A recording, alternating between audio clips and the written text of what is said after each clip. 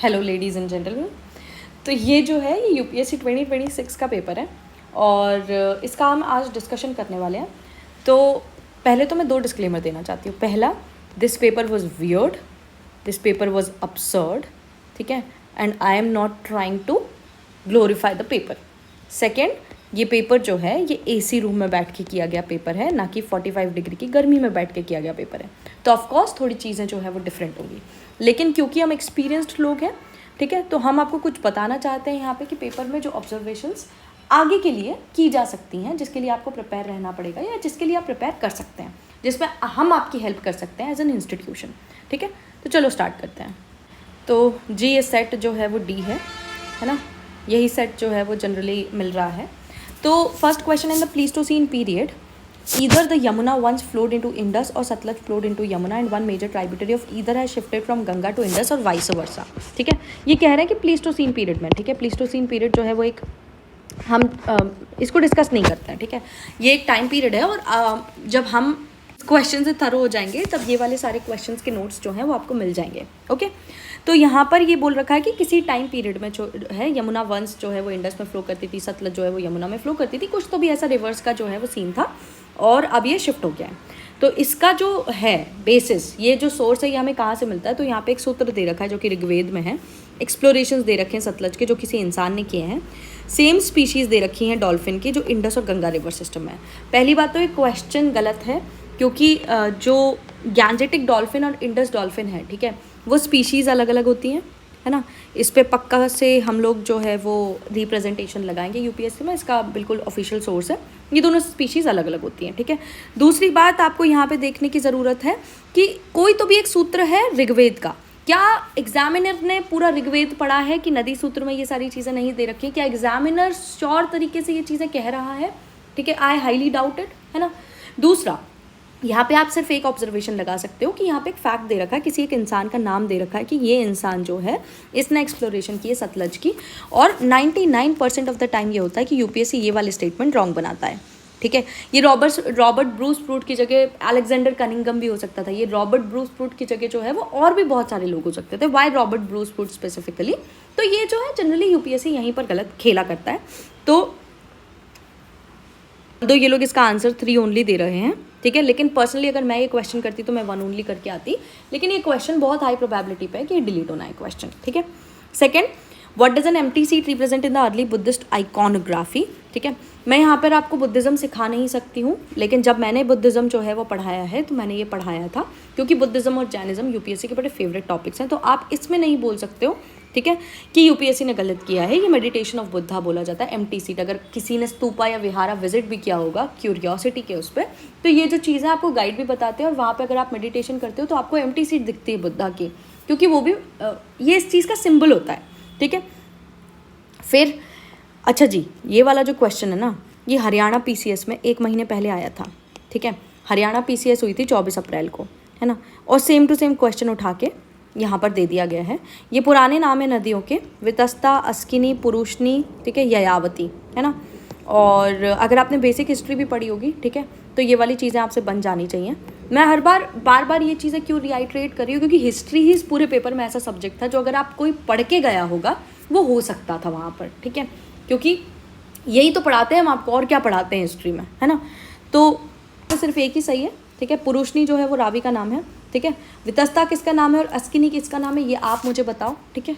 और अगर आपको नहीं पता है तो हम जो है हिस्ट्री के बहुत जल्दी एक कोर्स लॉन्च करने वाले हैं, जहाँ पे हम सारे के सारे मतलब चीज़ें, क्योंकि अब थिंग्स आर नॉट फेयर, है ना, तो यू हैव टू, मतलब कोई मतलब ही नहीं है यूपीएससी को वो करके, अगर you are in the preparation of this exam, ठीक है, you have to follow the rules, है ना, and this is what it is. ठीक है, either be on the road and change the structure of this exam, that is very very difficult, ठीक है, और just follow the rules, and you are an aspirant, तो I would suggest कि मतलब आप rule follow करो, क्योंकि at the end of the day ये परसेंटाइल का गेम है।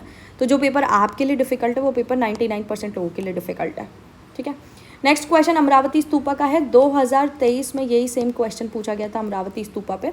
तो मैं ये उम्मीद कर रही हूँ कि आपने अमरावती स्तूपा की लोकेशन और सारी चीज़ें आपको पता होनी चाहिए, क्योंकि यूपीएससी इस पर क्वेश्चन पूछ चुका है। ये लोअर कृष्णा वैली पे लोकेटेड है, एकदम करेक्ट है ना। अमरावती स्तूपा जो है वो आंध्र प्रदेश इस साइड वाले एरिया में लोकेटेड है, ठीक है। This was next only to the Sanchi Stupa in size, ठीक है। सांची के बाद ये भारत का सबसे बड़ा स्तूपा है। Amaravati school of sculpture made a lasting impact on the later South Indian sculpture and its products were carried to Sri Lanka and South East Asia. Okay, देखते हैं इस चीज़ को। तो अगर आप मुझे एक बेसिक चीज़ बता पाओ, ठीक है, कि फैक्ट यहाँ पे सिर्फ यही है, ठीक है। अगर आप बेसिक मतलब दिमाग से भी लगाओ ना कि अगर यूपीएससी गलत करेगा कि तो यही गलत करेगा कि next only to Sanchi Stupa, ये सेकेंड नंबर पे है साइज में, ठीक है। तो यही गलत हो सकता है और तो कुछ गलत हो नहीं सकता, या तो 1 2 3 होगा या 1 और 3 होगा। तो अगर आपको बेसिक चीज़ें पता हैं तो यहाँ पर, और यहाँ पर आप नहीं बोल सकते अमरावती स्तूपा वो पूछ चुका है, ये आपकी मतलब मॉरल रिस्पॉन्सिबिलिटी थी कि आप सब कुछ चीज़ों उसकी पढ़ के जाएँ, ठीक है। अमरावती स्तूपा के बारे में 2-3 चीज़ें और बता देती हूँ मैं। अमरावती स्तूपा में जो है वो वाइट मार्बल से, ठीक है, लिखा गया है। और अमरावती स्कूल ऑफ आर्ट का एक बहुत इंपॉर्टेंट सेंटर था वो, और इक्ष्वाकु राजास जो थे, ठीक है, 10th 11th सेंचुरी के इक्ष्वाकु राजास, उन्होंने वहाँ पे रूल किया और बहुत ज़्यादा इंपॉर्टेंट सेंटर रहा है वो बुद्धिज़्म का। तो इसमें से किंग पूछा है और इसकी डायनेस्टी पूछी है। ये डायरेक्ट थीम 2 से उठ कर आया हो गया क्वेश्चन है ना। थीम 2 और थीम 1 ये बहुत इंपॉर्टेंट NCERTs हैं, ठीक है, ये आप इग्नोर नहीं कर सकते हैं। यहाँ पर जो आपके मतलब डब्बे होते हैं, ठीक है, they are very very very very very important, है ना, उसको आप इग्नोर करके नहीं जा सकते हैं, ठीक है। तो यहाँ पे 2 ओनली सही है, क्योंकि नॉट पूछा है, नॉट करेक्टली मैच्ड, ठीक है। ठीक है, ये आपको वैसा वाला चीज़ है, आता है, नहीं आता है, ठीक है। इसको रेड चेहरा भी बोलते हैं, सेंगोटोवन को, है ना। और नेंदुजलियन जो है ये पांड्या रूलर है, ठीक है। तो फर्स्ट एंड थर्ड एकदम करेक्ट है, सेकंड ओनली गलत है, ठीक है। उदयनजिलाल जो है ये भी पांड्यन रूलर है। नेक्स्ट क्वेश्चन, यहाँ पर सिंपल कॉमन सेंस है, ठीक है। अब मैं आपको बताती हूँ कि हिस्ट्री का 360 डिग्री नॉलेज जो है वो आपको कैसे क्वेश्चंस सॉल्व करने में हेल्प करेगा। जैसे फॉर एग्जांपल यहाँ पे फॉरवर्ड ब्लॉक का सुभाष चंद्र बोस का क्वेश्चन पूछा गया है आपसे, क्वेश्चन आप पढ़ लेना। तो यहाँ पे क्या पूछा गया है, Bose failed to win the confidence of Mahatma Gandhi. अगर आपने बेसिक हिस्ट्री भी पढ़ी है ना तो ये क्वेश्चन आपका गलत हो ही नहीं सकता है। 1939 में सुभाष चंद्र बोस जो है वो पट्टाभी सीतारमैया को हरा के त्रिपुरी कांग्रेस सेशन में जीत गए थे। पट्टाभी सीतारमैया महात्मा गांधी के कैंडिडेट थे, इसकी वजह से इसे महात्मा गांधी ने अपनी पर्सनल हार माना था, और ये एकदम करेक्ट स्टेटमेंट है कि वो कॉन्फिडेंस हार गए थे। Congress left was disunited and failed to support Bose. Congress left जो है वो 1916 से डिसयूनाइटेड है, बल्कि टू बी वेरी प्रिसाइज 1907 के बाद की जो सूरत स्प्लिट हुई थी ना, उसके बाद से कांग्रेस लेफ्ट जो है वो कभी उभर ही नहीं पाया था, ठीक है, और वो डिसयूनाइट ही रहा था। चलिए ठीक है, ये आपको नहीं पता है। इसका थर्ड स्टेटमेंट देखिए, communist did not support Bose. Communist क्यों नहीं सपोर्ट करेंगे बोस को? कम्युनिस्ट लोग ही तो सबसे ज़्यादा सपोर्टर्स हैं बोस के। बोस आते कहाँ से? बंगाल से आते। बंगाल में किसका सबसे ज़्यादा वो था? CPI ने तक सपोर्ट किया था उस टाइम पे बोस को, ठीक है। Supporters of M.N. Roy and socialist leaders like Jayaprakash Narayan, ठीक है, preferred Congress unity to supporting Bose. अब अगर आपको थोड़ा भी पता है कि कांग्रेस सोशलिस्ट पार्टी जो है वो जयप्रकाश नारायण, M.N. रॉय और भी इन्हीं जैसे लीडर्स ने बनाई थी, तो ये क्वेश्चन आप सही कर देंगे, ठीक है, कि उन्होंने कांग्रेस के अंदर ही बना ली थी कांग्रेस सोशलिस्ट पार्टी, और वो कांग्रेस की एकता को नहीं तोड़ना चाहते थे। ये बेसिक वहाँ पे आपको कॉमन सेंस लगा के आना है कि इन्होंने तो अपनी पार्टी बना ली थी ना अंदर से। अगर इन्होंने तोड़ी होती कांग्रेस को, जयप्रकाश नारायण तो इवन क्विट इंडिया मूवमेंट में भी कांग्रेस के साथ थे, अगर इन्होंने तोड़ा होता तो ये किस तरीके से कांग्रेस के साथ होते? तो यहाँ पे बस थर्ड ऑप्शन गलत है कि communist did not support Bose. तो किसके सपोर्ट पे बोस थे, ठीक है। तो यहाँ पर ये वाले कॉमन सेंस आपको लगाने हैं, ठीक है। यहाँ पर अब हम प्योर नॉलेज से नहीं खेल रहे हैं, हम नॉलेज के इन्फरेंस से खेल रहे हैं। फिर 7th क्वेश्चन हमारा, ठीक है, British policy in Awadh immediately after its annexation in 1856। वैसे ये क्वेश्चन कॉमन सेंस से भी हो सकता है, मैं आपको बताती हूँ कैसे, लेकिन ये आपकी नॉलेज के लिए मैं बता देती हूँ। ये थीम 3 का क्वेश्चन है, ठीक है। मैं टेलीग्राम चैनल पे, राष्ट्रपति आइस के टेलीग्राम चैनल पे आपको ये सारे सोर्स मैपिंग भी मिल जाएंगी कि ये कहाँ से आया है, बिल्कुल लाइन टू लाइन आया है ये क्वेश्चन, ठीक है। लेकिन मैं आपसे ये उम्मीद नहीं कर सकती कि आपको मतलब सारी चीज़ें पता होंगी, एक एक चीज़ें रट्टी होंगी कि अरे ये हो रहा है वो हो रहा है। मैं आपको बेसिक समझ बताती हूँ, ठीक है। ब्रिटिशर्स को आप क्या समझते थे, ठीक है, ब्रिटिशर्स की पॉलिसी से आप क्या समझते हो? एंटी इंडियन पॉलिसी है उनकी, है ना। और सबसे ज़्यादा वो किन इंसानों से चिढ़ते थे? सबसे ज़्यादा चिढ़ते थे वो ज़मींदारों से, ठीक है। आप परमानेंट सेटलमेंट में भी देखोगे सनसेट क्लॉज लाने का मतलब ही क्या था, ठीक है। आप देखोगे कि मतलब मनी लेंडर्स नाम की एक अलग से क्लास जो है वो ब्रिटिशर्स की वजह से इमर्ज हो गई थी ताकि वो ज़मींदार को सप्रेस कर सकें, क्योंकि 1857 का रिवोल्ट जो है ना वो कहीं ना कहीं उनको लगता था कि इन्हीं के कारण हुआ है। तो ब्रिटिशर्स ये तो चीज़ें बहुत अच्छे से समझ रहे थे, ठीक है। अब वो सबसे ज़्यादा सप्रेस भी इन्हीं को कर रहे थे। अब देखते हैं, तालुकदार्स वर dispossessed of their estates, but मैंने आपको जब ट्रिक सिखाई थी, ठीक है, मैं अपनी ट्रिक का लिंक जो है यहाँ पे शेयर कर दूंगी, बट ठीक है, एक्सेप्ट, है ना, ये सारी जो है यूपीएससी की ट्रिक्स होती है। यूपीएससी जब भी ये वाले वर्ड्स यूज़ करता है ना, वो कुछ ना कुछ खेल रहा है आपके साथ में। But allowed to retain their arms and forts. एक बात बताओ, ठीक है, एक सिंपल सी बात मैं आपसे पूछना चाहती हूँ कि जो तालुकदार्स है, तालुकदार्स मतलब तालुक के जो हेड होते थे वो, ठीक है, तो उनको डिस्पोजेस कर रहे हैं, उनको हटा रहे हैं उनकी ज़मीनों से, लेकिन उनको अलाउ कर देंगे हम, चलो फोर्ट्स में एक बार तब भी मान सकती हूँ, आर्म्स का अलाउ कर देंगे। अगर आपने हिस्ट्री पढ़ी है तो आपको याद होगा इंडियन आर्म्स एक्ट 1878 लेके आए थे ब्रिटिशर्स।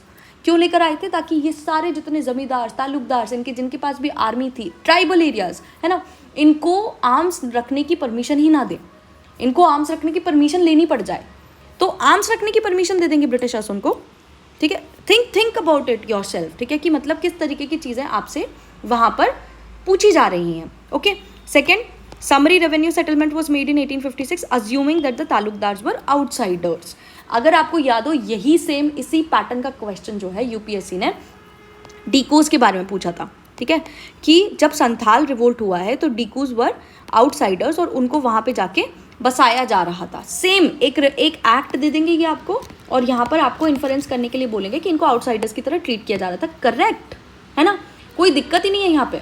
और अगर आप खुद भी सोचोगे कि आपसे एक 1856 के एक्ट के बारे में पूछा जा रहा है, ठीक है, तो क्या वो 1856 के एक्ट को आपको मतलब रटने की बोलेंगे? ऑल्दो इस पेपर में तो वो उनके बहुत सारे एस्पिरेशंस हैं, बट ठीक है। British believed in taking revenue directly from the peasants by removing the taluqdars, ठीक है, वो बिचौलियों को वैसे भी हटा रहे थे ना, चीज़ें हटा रहे थे, चीज़ें कर रहे थे वो ये वाली चीज़ें, ठीक है। फिर हम देखते हैं नेक्स्ट वाला क्वेश्चन, देखते हैं। Genesis of political alliance is based on community lay in the very nature of the Montagu Chelmsford reform in 9। आपसे डायरेक्ट एक्ट पूछा है मॉन्टफोर्ड रिफॉर्म्स का, कौन सा सपोर्ट कर रहा है इस असर्शन को?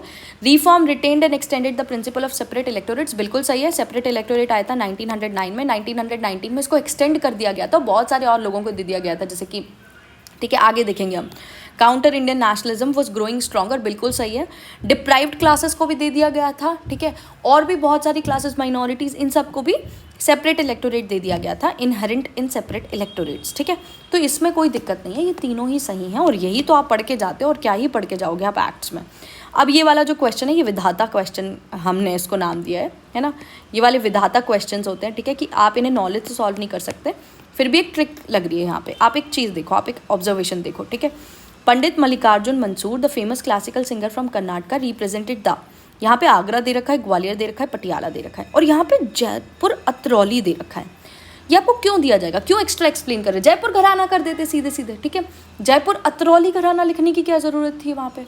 क्योंकि यही आंसर है, इसलिए लिखा है इसको वहाँ पे, ठीक है, वरना सिर्फ जयपुर घराना लिखने में उनका क्या जा रहा है? करेक्ट।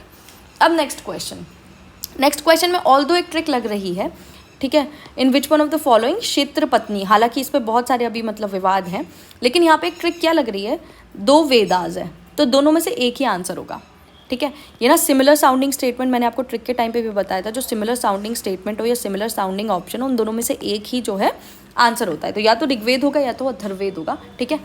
अब यहाँ पर फिर खेल हो जाएगा कि आप किसके साथ जाना चाहते हो। क्षेत्र पत्नी, मिस्ट्रेस ऑफ फील्ड जो है वो कहाँ पर है? यूपीएससी ने इसका आंसर अथर्ववेद दिया है, इस पर मोस्ट प्रोबेबली जो है वो लगेगा कुछ ना कुछ। विच one of the following Carnatic music राग इज सिमिलर टू द राग Bilawal in the Hindustani music, ठीक है। अगेन ऑप्शंस ऑब्जर्व करिए, कुछ नहीं आता हमें यहाँ पे। नट भैरवी, ठीक है, कामवर्धिनी, ठीक है, हनुमान तोड़ी, है ना, और धीर शंकराभरणम। एक बात बताइए, है ना, इतनी सारी इंक वेस्ट की है यूपीएससी ने इस ऑप्शन को बनाने में ना, इतनी सारी इंक वेस्ट की है, ठीक है। अगर ये आंसर नहीं होता, ये इतना लंबा क्यों होता है ये, ठीक है। जनरली ये वाली चीज़ें काम करती हैं आपके लिए, आप अगर पुराने पेपर्स भी देखोगे ना तो ये वाली चीज़ें काम कर जाएंगी। ये भी विधाता टाइप का एक क्वेश्चन है, लेकिन अगर आपको अटेम्प्ट करना है तो आप ये वाली चीज़ें सोच सकते हो। फिर artificially fixed rupee sterling exchange rate prescribe by the Hilton Young commission. Hilton Young commission जो है उसकी रिकमेंडेशन पे आरबीआई बना था, ठीक है। Was adopted by the British government for whom, which one of the following reason. तो देखो, दो तो पहले ही काट दो, है ना। इंडियन इम्पोर्टर्स को सपोर्ट ब्रिटिशर्स तो क्यों ही देंगे, ठीक है। Encouraging the export of cotton produce from India, ठीक है। तो ये ना वो कर नहीं रहे थे अब, ठीक है, कॉटन प्रोड्यूस, ये रॉ कॉटन कर रहे थे ऑल दो, लेकिन पूरा तरीके से कॉटन एक्सपोर्ट को मतलब प्रमोट क्यों करेंगे ब्रिटिशर्स, ठीक है। तो ये दो ऑप्शंस कट गए, हमारे पास दो बच गए, ए और डी। प्रिवेंटिंग डिप्रिसिएशन ऑफ रूपी, adding the flow of remittances from India and maintaining India's credit worthiness. देखो फ़ायदा किससे है, इंडिया को डिप्रिसिएशन के रूपी को कम करने से ब्रिटिशर्स का फ़ायदा है क्या, या फ़ायदा इस चीज़ से है कि रेमिटेंसेज जो है वो इंडिया से जाना चाहिए, आना नहीं, या फ्रॉम लिखा है, एक बात याद रखना, रेमिटेंसेस जो हैं वो जाने चाहिए यहाँ से, ठीक है। तो ये ऑब्जर्वेशन अगर आप वहाँ पे बैठा के कर रहे हो कि ब्रिटिशर्स का पर से एम्पायर का नेचर क्या है, उस हिसाब से वो डिसीजंस लेंगे। और यहाँ पे एक बहुत इंपॉर्टेंट चेंज जो यूपीएससी ने किया है ना, कि अब आपकी सब्जेक्ट जो है उसका आपको लगभग ना मतलब एक अबव एवरेज एक्सपर्ट तो बनना ही पड़ेगा।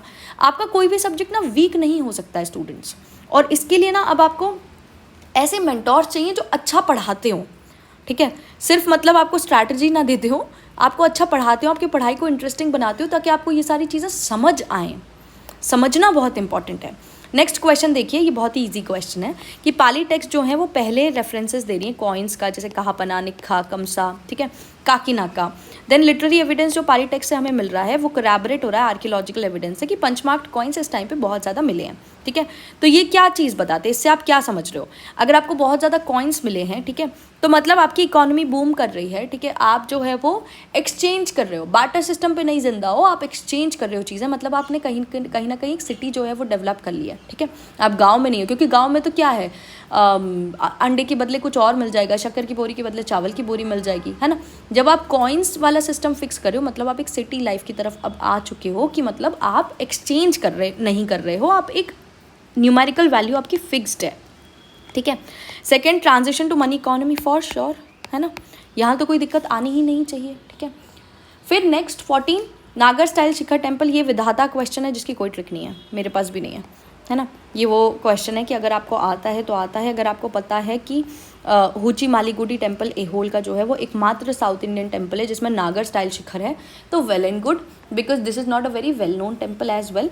लेकिन यहाँ पे आप बस दो चीज़ें जो है वो एलिमिनेट कर सकते हो। कौन सी चीज़ें एलिमिनेट कर सकते हो आप, कि देवगढ़ जो है वो नॉर्थ इंडिया में है, तो ऑफकोर्स यहीं पे नागर स्टाइल टेम्पल होगा, बाकी ये भी साउथ में है और ये भी साउथ में है, ये आप एलिमिनेट कर सकते थे यहाँ पर बस, ठीक है। तो आप 3 ओनली अगर लगा के आ रहे हो, जैसे ये जिसका पेपर है वो लगा कर आया है, तो ठीक है, आई अंडरस्टैंड, है ना, I understand. Next, among the 4 main form of existence, again Jainism का क्वेश्चन है। बुद्धिज्म जैनिज्म बहुत फेवरेट है भाई, तो जैनिज्म में क्या इंक्लूडेड नहीं था, है ना, तो जैनिज्म जो है इसमें डेमी गॉड्स इंक्लूडेड नहीं है, ठीक है। यक्षास, यक्षिनीज, ये सब हिंदुइज्म के से रिलेटेड चीज़ें हैं, अगर आपको याद हो तो, है ना। यक्ष, अवतार, ये सब चीज़ें बुद्धिज्म और जैनिज्म नहीं बोलता है, ठीक है। यक्ष अगर आपने देखा भी होगा, महाभारत भी पढ़ी होगी अगर आपने, तो आपने यक्ष का जिक्र ज़रूर सुना होगा। अच्छा, नेक्स्ट क्वेश्चन, ऑल्दो ये बहुत ही वियर्ड क्वेश्चन है, लेकिन मैं आपको बता दूं कि बाग केव्स के बारे में ना यूपीएससी पूछ चुका है, लेकिन इसका मतलब ये तो नहीं है ना कि हम हर पेंटिंग या फिर हर चीज़ जो बाग केव्स में है वो याद करने लग जाएंगे, ठीक है। तो यहाँ पे किसी तो भी, ठीक है, सालस्य पेंटिंग जो है, तो ये जो बाग केव्स है ना, ये बिल्कुल अजंता केव्स की तरह हैं, ठीक है, अजंता केव्स की तरह है, कि यहाँ पे मतलब गुप्ता टाइम पीरियड में ही बनी गई केव्स हैं यहाँ पर, और यहाँ पर भी हिंदुइज्म बुद्धिज्म जो है वो दोनों तरीके की पेंटिंग्स जो हैं वो मिलती हैं। तो ये इसका आंसर ये है, और ये आपका छोड़ने वाला क्वेश्चन था अगर आपको नहीं आता है तो। नेक्स्ट, प्लेस वैल्यू सिस्टम, इसको हम नहीं करेंगे, ठीक है, इस पर बहुत ज़्यादा विवाद है ना, इस पर बहुत ज़्यादा विवाद है, लेकिन मुझे ऐसा लगता है कि इसका आंसर यूपीएससी ने सही ही दिया है, क्योंकि जो प्लेस वैल्यू सिस्टम है, प्लेस वैल्यू सिस्टम आपको शॉर्ट्स हम एक डालने वाले हैं, उसमें आपको समझा देंगे what does the meaning of place value system, ठीक है। तो लेट्स नॉट डिस्कस दिस। अब एक बहुत ही इंटरेस्टिंग क्वेश्चन है कि हड़प्पा टाउन की आर्कियोलॉजिकल फाइंडिंग्स के बारे में बात कर रहे हैं हम, कि there is wide occurrence of spindle whorls in the houses but absence of spinning wheels, कि स्पिनिंग व्हील्स जो है वो हमें नहीं मिलते हैं, ठीक है। Weights and measured scales complete with graduations have been discovered, ठीक है, वेट्स और मेजर्स हमें मिले हैं। There are houses built in large part with baked bricks around tentatively spacious courtyard with their own wells, ये वर्ड है ना, bathing platforms and large rooms, हर घर में जो है वो खुद का वेल है और बहुत बेथिंग प्लेटफॉर्म्स भी हैं और लार्ज रूम्स भी हैं। इसमें से क्या इन्फरेंस हम निकाल सकते हैं, ठीक है। स्टेटमेंट 1 ये कह रहा है कि spinning was a laborious activity done at home. क्या वो कह रहा है? नहीं, वो तो ये कह रहा है कि मतलब वाइड स्प्रेड अकरेंस है। अब लेबोरियस है कि नहीं है ये हमें नहीं पता है इससे, ठीक है, लेकिन हम इतना तो सोच ही सकते हैं ना कि अगर बहुत सारे घरों में है तो मतलब लेबर तो हो ही रहा है ना, बहुत सारे घरों में है क्योंकि ये वाली चीज़ है, तो ठीक है, तो लेबोरियस एक्टिविटी है। Next statement 2 suggest the extent of scientific knowledge that the Harappans possess. Scientific knowledge है तभी तो वेट्स एंड मेजर्स यूज कर रहे हैं। थर्ड बहुत इंटरेस्टिंग स्टेटमेंट है कि it suggest the emergence of a common property system. अगर खुद का वेल है सबके पास में, हर घर में खुद का वेल है, तो कॉमन प्रॉपर्टी सिस्टम कब है? कॉमन वेल थोड़ी बोल रहे हैं वो, उन्होंने तो बोला ना कि हर घर में खुद का कुआं है, तो खुद के कुएं का मतलब क्या होता है? Private property system. तो 1 और 2 हो जाएगा आंसर। सिर्फ अगर आप थर्ड में भी अपना इन्फरेंस लगा लोगे ना, ठीक है, कि क्या समझा आपने इस पैराग्राफ से, तो भी काम हो जाएगा। अच्छा देखो, यहाँ पे मतलब किसी को कोई माफ़ी नहीं है। एका और बारदौली सत्याग्रह यूपीएससी के फेवरेट्स हैं। अगर आपको यहाँ पर नहीं पता है, ये प्योर नॉलेज का है, बाकी सब तो कॉमन सेंस के हैं, ये प्योर नॉलेज का सिस्टम है। एका और बारदौली सत्याग्रह क्यों हुआ था? बारदौली सत्याग्रह गुजरात में हुआ था और लैंड रेवेन्यू का इन्हांसमेंट हो गया था वहाँ पे, और वहाँ पे ड्रॉट आया हुआ था, इसके बाद भी लैंड रेवेन्यू इन्हांसमेंट हुआ था। यहाँ पे वल्लभ भाई पटेल जो थे, उन्होंने एक बहुत इंपॉर्टेंट भूमिका निभाई थी, वल्लभ भाई पटेल। और यहाँ पर सरदार जो है, सरदार का जो टाइटल है वो भी इनको यहीं पर मिला है, बारदौली सत्याग्रह के टाइम पर ही, ठीक है। उसके बाद एका मूवमेंट किस लिए हुआ था? तो एका मूवमेंट हुआ था एक्सेसिव रेंट्स जो ले रहे थे, ठीक है, this was a protest against excessive rents, ठीक है। अब देखते हैं यहाँ पर ऋग्वैदिक पीरियड का बोला है। यहाँ पे इरिगेशन जो है वेल्स से अलाउड था, ठीक है, एग्रीकल्चर एक्सपैंड हो रहा था फ्लड प्लेन से रिवर मार्जिन्स की तरफ, ठीक है। प्रेजेंट पंजाब और हरियाणा प्लेन्स में भी अंडरग्राउंड वाटर लेवल्स जो थे वो क्लोज टू द सरफेस तक हो गए थे, है ना, इरिगेशन के कारण। Draught animal power was employed to drop water of the wells, ठीक है, एनिमल पावर यूज़ हो रही थी। देखते हैं हम, there is evidence in the Rigveda of the use of कोई तो भी चक्र, कोई तो भी पुली एंड अहावा टू पुल अप वाटर। ये सपोर्ट कर रहा है, बिल्कुल सपोर्ट कर रहा है, क्यों नहीं सपोर्ट कर रहा? पुली यूज़ हो रही है ना, ठीक है, इरिगेशन के लिए दे भी रहे ना वो इरिगेशन फ्रॉम वेल्स, तो किससे हो रहा होगा? स्टोन पुली से हो रहा होगा। Mentions have been made in Rigveda in the use of implements like axe या सिकल। अब मुझे एक बात बताओ, पूरे पैराग्राफ में दोनों लाइन इरिगेशन की बातें कर रही है, सिकल की बातें कहाँ से आ गई है? सिकल पता है आपको? सिकल इस तरीके का होता है, ये, ओ गॉड कितनी गंदी पेंटिंग, एक सेकेंड रुको, ये है सिकल, है ना, ये ना क्या हिंदी में मुझे नहीं पता इसको क्या बोलते हैं, इसको ना प्लांट्स काटने के लिए, है ना, ज़मीन खोदने के लिए, इन सब चीज़ों के लिए यूज़ किया जाता है, इरिगेशन के लिए नहीं किया जाता है इसको यूज़, ठीक है। There is a history of the use of aux even before the Rigveda for ploughing the land and pulling the cards. अब इसको गलत करने वाले के पास ना मतलब वो वाली चीज़ है कि आप अगर इस स्टेटमेंट को गलत मान रहे हो तो आपके पास जिगरा है ना, क्योंकि आपको क्या पता होगा यार मेंशन, है ना, ऋग्वेद पीरियड के पहले भी, एज लॉन्ग एज कोई स्टेटमेंट जो है वो बहुत ज़्यादा मतलब आपको अननेचुरल ना लग रहा हो। जैसे यहाँ पे ये सिकल दे रखा है, ठीक है, यहाँ पे ये एक्स दे रखा है, एक्स और सिकल दोनों जो है वो इरिगेशन के यूज़ में नहीं आते हैं, इतना आपको बेसिक पता होना चाहिए, ठीक है। नेक्स्ट क्वेश्चन, ठीक है, ये बहुत ज़्यादा न्यूज़ में था यार, अगर आपने बेसिक किसी भी सोर्स से करंट अफेयर्स फॉलो किया होगा ना तो ये बहुत ज़्यादा न्यूज़ में था, ठीक है। हमने भी करवाया था इसको, ठीक है। टुंगराहो का वल्केनो जो है ये यूनेस्को में ग्लोबल जियो पार्क, यूनेस्को की वैसे भी सारी चीज़ें इंपॉर्टेंट होती हैं, है ना, ग्लोबल जियो पार्क डिक्लेयर किया है इसको, और ये इक्वाडोर में है ना, ये तो मतलब यही तो पढ़ के जाने की चीज़ें थी। अगेन माधव नेशनल पार्क 2025 में 2 नेशनल पार्क सबसे ज़्यादा न्यूज़ में रहे थे क्योंकि वो उसी साल बने हैं, एक माधव नेशनल पार्क और एक रानी दुर्गावती, ठीक है। हमने अपने टॉपिक्स में भी दिए थे, मोस्ट प्रोबेबल टॉपिक्स में ये दोनों के आने के चांसेस क्योंकि बहुत हाई थे, है ना, तो यहाँ पे आपको कोई लीवे नहीं मिल सकता कि ये क्वेश्चन हमसे नहीं हुआ। ये टाइगर रिजर्व डिक्लेयर हुआ है 2025 में, यही तो न्यूज़ थी। सांख्या सागर झील है, इसमें सिंधिया राजघराना जो है उसने बनवाया है इसे, और सांख्या राजे जो है उनकी महारानी हुआ करती थी, तो वहाँ पे सांख्या सागर झील है जो कि एक रामसर साइट भी है, ये बहुत इंपॉर्टेंट थी। इवन इसकी रिवर नहीं पूछी इसमें, ठीक है, बहुत इंपॉर्टेंट एक रिवर है, आप कमेंट सेक्शन में बताना माधव नेशनल पार्क के बीच में से कौन सी रिवर होकर गुजरती है। ये NH3 के भी बहुत पास में है नेशनल पार्क, और ये शेयर्ड एरिया जो है मध्य प्रदेश राजस्थान का, ये गलत है, ये प्योरली मध्य प्रदेश में है। अगर आपने ज़रा सा भी मैपिंग की होगी ना माधव नेशनल पार्क की तो भी आपको दिख गया होगा कि ये जो है MP के बिल्कुल टॉप वाले पार्ट पे है, ठीक है, राजस्थान से बिल्कुल टच नहीं हो रहा है ना, चंबल भी बहुत पास में है इसके। तो ये तो नॉलेज वाला क्वेश्चन था। नेक्स्ट अंडमान निकोबार के बारे में पूछा, ये अगेन आपका एक कॉमन सेंस वाला क्वेश्चन था। इसका क्लाइमेट डिफाइन कर सकते हैं, ह्यूमिड और tropical coastal climate, of course define कर सकते हो, क्यों नहीं करोगे, पूरा कोस्ट है ना। ये जो है साउथ वेस्ट और नॉर्थ ईस्ट मानसून दोनों से रेनफॉल लेता है क्योंकि इसकी जोग्राफिकल लोकेशन ही ऐसी है, यहाँ है, ठीक है, तो यहाँ से जो हवाएं आएंगी वो भी आएंगी और यहाँ से जो हवाएं आएंगी वो भी आएंगी, दोनों तरीके से के मानसून को जो है यहाँ पर पक्का कब से पक्का रेनफॉल होती है। अब ये बहुत इंटरेस्टिंग स्टेटमेंट है, यहीं से आपका आंसर आ जाएगा कि जो मैक्सिमम प्रेसिपिटेशन है वो दिसंबर से मई में होगी, है ना। भारत के ऐसे शहर बताइए जहाँ पे मैक्सिमम बारिश जो है वो दिसंबर से मई के बीच में होती है, ठंडों के टाइम पे होती है, नहीं होती ना। तो ये तो बिल्कुल ही कॉमन सेंस वाला क्वेश्चन हो गया, 1 and 2।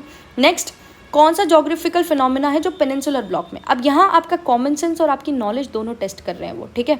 यहाँ अगर आपने ज्योग्राफी ढंग से नहीं पढ़ी होगी, ये एनसीईआरटी का क्वेश्चन है, और अगर आपने ज्योग्राफी ढंग से नहीं पढ़ी होगी तो ये आपसे नहीं होना है, ठीक है। तो नेक्स्ट क्वेश्चन क्या है कि पेनिनसुलर ब्लॉक में submergence of the parts of western coast due to tectonical activities, ठीक है, कि वेस्ट कोस्ट जो है वो डूब रहा है, क्यों, क्योंकि टेक्टोनिकल एक्टिविटीज़ हैं, है ना। बिल्कुल सही है, वेस्ट कोस्ट हमारा डूब रहा है, मुंबई डूब रहा है, आपने बहुत ज़्यादा न्यूज़ में भी सुना होगा। Presence of residual mountain ranges like Velikonda and Mahendragiri hills, ये मतलब रेसिडुअल माउंटेन्स है। यहाँ बहुत इंटरेस्टिंग स्टेटमेंट ये है, deep V shaped river valley formed by fast flowing rivers. South में कौन सी फास्ट फ्लोइंग रिवर है, पहली। दूसरी, वी शेप्ड वैली कहाँ बनती है, V shaped valley new reverse में बनती है, ठीक है। मतलब यंग स्टेज जो होती है ना रिवर की वो बनाती है, साउथ में यंग स्टेज नहीं है रिवर्स की, करेक्ट। तो ये वाला आंसर गलत हो गया और आंसर 1 और 2 हो गया। अब यहाँ पे ये वाली चीज़ें आपको मतलब जो एनसीईआरटी से पूछी जा रही है ना, वहाँ पे you have to be like very vigilant. Again आपसे सागरमाला प्रोग्राम पूछा है, पोर्ट लेड इकोनॉमिक ग्रोथ दे रहा है, कॉस्ट इफेक्टिव है, सस्टेनेबल कोस्टल इंफ्रास्ट्रक्चर है। सक्सेस जो है वो इसकी रिफ्लेक्ट होती है significant growth in coastal and inland waterway shipping along with improved global port rankings. Sagarmala 2.0 जो है उसका एम है to position India as a global maritime innovative hub aligned with आत्मनिर्भर भारत एंड विकसित भारत विजन। अब ये क्वेश्चन आपके लिए डिफिकल्ट हो सकता है, खासकर उस पूरे के पूरे एटमॉस्फेयर में बैठ के, ठीक है, ये करना डिफिकल्ट हो सकता है, बिल्कुल हो सकता है। स्टेटमेंट 1 ये कह रहे हैं कि स्टेटमेंट 2 वैलिडेट करता है effectiveness of strategies envisioned in statement 1, बिल्कुल सही है ना, कि वो सक्सेस बता रहा है। स्टेटमेंट 1 में प्रोग्राम बताया, स्टेटमेंट 2 में सक्सेस बताइए कि कॉस्ट इफेक्टिव है ना। तो ये फर्स्ट एकदम सही स्टेटमेंट है। स्टेटमेंट 3 जो है वो एक्सटेंड कर रहा है क्योंकि हम आत्मनिर्भर और विकसित भारत को बता रहे हैं, पर थर्ड क्यों गलत है, क्योंकि ये कॉन्ट्रडिक्ट नहीं कर रहा है। स्टेटमेंट 1 कॉन्ट्रडिक्ट स्टेटमेंट 3, ये तो बिल्कुल गलत है ना। तीनों एक दूसरे को एड ही कर रहे हैं, कॉन्ट्रडिक्ट कोई नहीं कर रहा है किसी को, करेक्ट। तो ये वाला अगर आपसे नहीं हुआ है तो इट्स वेल एंड गुड, कोई बात नहीं है, यहाँ अपने आप को देख करने की कोई ज़रूरत नहीं है। नेक्स्ट क्वेश्चन देखते हैं हम। नेक्स्ट आपको, ठीक है, जैसे मतलब जो स्टेट फ्लावर्स होते हैं ना, खासकर नॉर्थ ईस्टर्न स्टेट के जो स्टेट फ्लावर्स होते हैं ना, वो जनरली वेरी इंपॉर्टेंट होते हैं, ठीक है। यहाँ पे ऑर्किड के बारे में पूछा है, ऑर्किड से एक और क्वेश्चन जो है वो आया है, और लेटली मैं ये ऑब्जर्व कर रही हूँ, आपने भी ऑब्जर्व किया होगा, 2023 के बाद ना इन्वायरमेंट एक बहुत इंपॉर्टेंट सब्जेक्ट बन गया है यूपीएससी के लिए। पहले लोग बाग इन्वायरमेंट क्या करते थे, सिर्फ मतलब जो लास्ट के कंपाइलेशंस आते थे, प्रीलिम्स के कंपाइलेशंस आते थे, सिर्फ उन्हीं से पढ़ के चले जाते थे। अब आपको ना इन डेप्थ नॉलेज चाहिए इन्वायरमेंट के लिए, ठीक है। ये पेपर तो वियर्ड था, लेकिन इन जनरल भी आपको इन्वायरमेंट की नॉलेज चाहिए पड़ेगी, ठीक है। एपिफाइटिक ऑर्किड है ये, स्पीशीज इज एंडेमिक। अब यहाँ पे हमारी एक ट्रिक लग रही है ना, एंडेमिक हमेशा गलत होता है, 100% है ये, ठीक है, कि एंडेमिक जब भी पूछा गया है ना तभी गलत है। तो सेकेंड एलिमिनेट कर दो, ठीक है, तो आपका ये वाला ऑप्शन जो है वो एलिमिनेट हो जाएगा। अब नेक्स्ट अगर हम देखें, ठीक है, कि एपिफाइटिक ऑर्किड है, स्टेट फ्लावर है अरुणाचल प्रदेश एंड असम का, ठीक है। तो यहाँ पे ऑफकोर्स अगर आपको आता है तो ठीक है, नहीं आता है तो ये मतलब फैक्चुअल क्वेश्चन है। ये स्टेट फ्लावर है, वहीं पर सबसे ज़्यादा होता है, दोनों ही स्टेट्स का स्टेट फ्लावर है। अगेन यूनेस्को से है, ठीक है, ये यूनेस्को की वर्ल्ड हेरिटेज साइट थी मोइदम, है ना। ये लास्ट टू लास्ट ईयर बहुत ज़्यादा इंपॉर्टेंट थी। ये मोइदम्स कौन बिल्ड करते थे, तो ये अहोम डायनेस्टी के रूलर्स बिल्ड किया करते थे, ठीक है। ये क्या थी, ये बरियल साइट्स थी, है ना, ये बरियल साइट्स थे उनके हीरोज़ के लिए, उनके किंग्स के लिए। आर्मी फोर्ट्रेसेस नहीं थे ये, रिक्रिएशन सेंटर्स नहीं थे ये, बरियल ग्राउंड से रॉयल्स एंड नोबल्स के, they were battle drill centres of royals and nobles, incorrect, है ना। तो अगेन यूनेस्को की साइट्स इंपॉर्टेंट है, उसका मतलब you can not do anything about it, okay. Next है यूनाइटेड नेशंस ओशन कॉन्फ्रेंस, ये 2025 में फ्रांस में हुई है ना, फाओ में। अब यहाँ पे ये ना बहुत ही वियर्ड क्वेश्चन है, यहाँ पे 4 बेटर्स प्रपोज किए हैं, ऑल्दो हमने ये करंट अफेयर्स में कवर किए थे, लेकिन वहाँ पर याद आना भी बड़ा मुश्किल काम है, ठीक है। तो इसका आंसर ऑल्दो बी है। लोगों ने इसको बहुत अलग अलग ट्रिक्स से यूज़ किया है, हम एक शॉर्ट्स बनाएंगे इसके ट्रिक्स का, ठीक है। ऑल्दो वो बहुत ही वियर्ड स्टेट पीएससी वाली ट्रिक है ना, बट काम कर रही है यहाँ पे। लेक तुर्काना, जैसे कि हमने अपने प्रोबेबल टॉपिक्स में भी कहा था कि अफ्रीका की लेक्स बहुत इंपॉर्टेंट है ना, अफ्रीका की लेक्स बहुत बहुत इंपॉर्टेंट है। यूपीएससी जो है वो अफ्रीका पीएससी की तरफ जा रहा है। Largest lake in the world, largest desert lake in the world है। Lake is situated in South Sudan along with eastern fringe of Sahara desert. Okay, ये तुर्काना जो है ना वैसे भी बहुत इंपॉर्टेंट लेक है। क्यों? इसका ये लोकेशन साउथ सूडान नहीं है क्योंकि, है ना, ये जो है लेक तुर्काना, यहाँ पे ह्यूमनॉइड फॉसिल्स मिले हैं, ठीक है, ऑस्ट्रेलोपिथिकस के मिले हैं यहाँ पे, है ना। और यहीं पर सबसे पहले जो खोदने की कार्यवाही हुई थी वो यहीं पे हुई थी, और यहीं पे हमें पता चला था अपनी स्पीशीज़ की हिस्ट्री के बारे में, ठीक है। तो ये जो है पहली बात तो ये कीनिया इथियोपिया जो है इस साइड पे पड़ती है लेक तुर्काना, और ये वर्ल्ड की लार्जेस्ट परमानेंट डेजर्ट लेक है, ये बिल्कुल सही है। और ये आपको पता भी होना चाहिए क्योंकि अफ्रीका की लेक्स जो है उसका आपको मतलब कोई वो नहीं है ना। ये listed UNESCO world heritage site है, इसको जेड सी भी बोला जाता है, ठीक है। Which one of the following is the first plan in vivo. अब ये हम बोलेंगे, इसको हम बोल सकते हैं कि ये जो है ये विधाता क्वेश्चन है, ईदर यू नो इट और you don't, there is nothing that we can do about it, है ना। इसका आंसर जो है वो खासी हिल्स है, ठीक है। और दो ऑप्शंस में नॉर्थ ईस्ट है, अगर आप देख पा रहे हो तो, एक खासी, एक नॉर्थ ईस्ट हिमालयास, है ना, सिक्किम, तो ठीक है, इसका कुछ नहीं कर सकते। नेक्स्ट क्वेश्चन जो है वो India's response to climate change है कि LT-LEDs जो है वो क्रूशियल टूल है for achieving net zero emissions, ठीक है भाई। उसके बाद क्या है कि इंडियाज़ फोर्थ बाइनियल, कोई तो भी रिपोर्ट के बारे में बोला गया है कि इंडिया की फोर्थ बाइनियल रिपोर्ट जो है वो 8% डिक्रीज जो है वो शो करिए ग्रीन हाउस गैसेज में। फिर climate resilient development necessarily depends on quick and short term achievement of emission reduction targets है, ठीक है। तो इसमें फर्स्ट और सेकंड एकदम सही है कि स्टेटमेंट 1 जो है वो एम्पेरिकल डेटा से सपोर्ट कर रहा है, स्टेटमेंट 2 जो है वो एम्पेरिकल डेटा से सपोर्ट कर रहा है स्टेटमेंट 1 को, क्योंकि वो 8% डिक्रीज अपनी रिपोर्ट में दे रहा है, एम्पेरिकली दे रहा है ना, नंबर्स के साथ में दे रहा है। और इसमें स्टेटमेंट जो है वो सेकंड भी सही है कि स्टेटमेंट 3 कॉन्ट्रडिक्ट कर रहा है, क्योंकि स्टेटमेंट 3 क्या बोल रहा है कि क्लाइमेट रेजिलिएंट डेवलपमेंट जो है वो नेसेसरीली डिपेंड करता है short term achievement of emission reduction targets, और हम 2070 में कह रहे हैं, है ना, तो हम तो लॉन्ग टर्म में बोल रहे हैं। तो इम्प्लिसिट जो टारगेट दे रखा है वो बिल्कुल सही है। थर्ड स्टेटमेंट हालांकि रॉन्ग है कि स्टेटमेंट 1 और स्टेटमेंट 3 टुगेदर स्टैब्लिशेस द प्रीमाइस, नहीं, एक लॉन्ग टर्म दे रहा है, एक शॉर्ट टर्म दे रहा है, तो टुगेदर तो कुछ नहीं होगा, तो इसका आंसर 1 और 2 होगा। अगर आप शांत वहाँ पे रह लोगे तो ये वाले क्वेश्चंस आपसे बिल्कुल सॉल्व हो जाएंगे, इनमें कुछ भी नहीं है। जो सबसे लॉन्ग स्टेटमेंट वाले क्वेश्चंस होते हैं ना वो सबसे पहले टूटते हैं, बाकायदा कि आप में वो एप्टीट्यूड हो कि आप थोड़ा सा शांत रह लो वहाँ पे, ठीक है। उसके बाद वेस्टर्न हुल ऑफ गिबन की बात हो रही है। ये एक सैंक्चुरी है नॉर्थ ईस्ट इंडिया की, जो कि इस एप स्पीशीज़ की होम है, इंडेंजर्ड है ना। अब ये जो वेस्टर्न और ईस्टर्न हुल ऑफ गिबन है ना, ये पिछले 3 सालों से बहुत इंपॉर्टेंट है, ठीक है। ये बहुत सारे टाइम पे न्यूज़ में है, और ये आपको पता होना चाहिए कि IUCN की इंडेंजर्ड लिस्ट में आते हैं, ठीक है। They have specialised brachiation and can easily swing between trees. अब यहाँ पे बहुत मतलब स्पेसिफिक हो गया है, क्या स्पेसिफिक हो गया है कि ब्रेकिएशन ही पता होना यहाँ ज़रूरी नहीं है कि you know what brecciation is, ठीक है, बट इतना तो मतलब you can assume as well, ठीक है, कि दीज आर गिबन्स, है ना।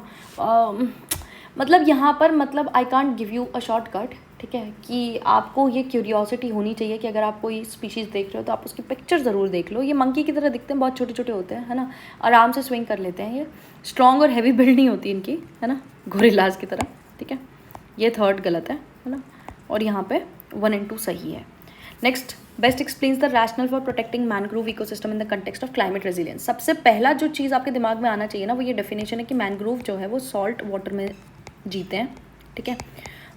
इस वजह से वो कोस्टल लाइंस जो हैं उनमें होते हैं, मार्शी एरियाज़ में जनरली सर्वाइव करते हैं। तो आपको पहला स्टेटमेंट ही दिख जाएगा कि ट्राइडल एनर्जी रिड्यूस करते हैं, फ्रेश वाटर को स्टोर करते हैं। भाई मरीन इकोसिस्टम वाले प्लांट्स हैं mangroves, correct. Next, salt sensitive roots हैं इनकी, ठीक है, that filter sea water making mangroves key to converting coastal land into fresh water aquaculture zone.